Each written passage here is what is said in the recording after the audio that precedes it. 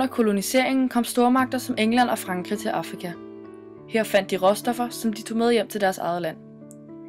De råstoffer, de fandt, var f.eks. guld og diamanter. Det mest værdifulde de tog var Afrikas stjerne, som er den største diamant, man har fundet indtil videre. Fordi Afrika ikke selv fik gavn af deres råstoffer, faldt deres økonomi drastisk. Hvorimod stormagternes økonomi steg.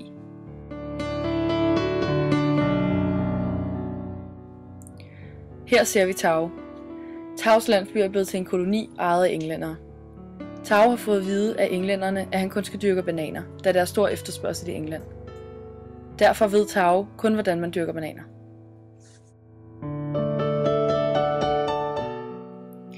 Mange generationer efter er landsbyen ikke en koloni mere, men Taos børnebørn har kun lært at dyrke bananer, fordi det var det eneste Tao kunne.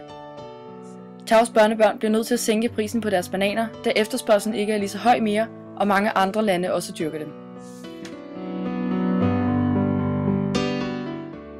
Siden da har tiderne ændret sig meget.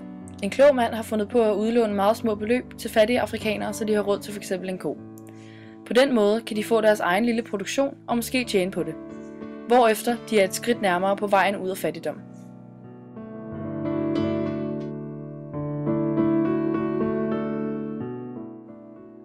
Afrika har stadig mange råstoffer. Dem har Kina fået øjnene op for. Og da Afrika ikke selv har brug for dem lige pt, har Kina indgået en aftale med dem. Kina får Afrikas råstoffer, og Afrika får Kinas penge. Du undrer dig sikkert over, hvad vi kan gøre for Afrika. Det eneste vi faktisk kan gøre, er at uddanne dem, så de selv kan komme på rette køl. Vi kan vise dem vejen frem mod et bedre Afrika. I 2013 har Danmarks Indsamling valgt at støtte 12 projekter valgt af 12 forskellige humanitære organisationer. SOS Børnebyerne vil gøre forældreløse børn i Rwanda til veluddannede og succesfulde unge. De vil bygge 2 overbygningsskoler i Rwanda, så børnene bliver sikret 12 års skolegang, i stedet for at gå ud efter 6. klasse. Skolerne giver nogle af de mest udsatte børn et godt grundlag for at klare sig som voksne. Det er da en rigtig god sag, da vi mener, at det er den eneste vej frem mod en bedre økonomi.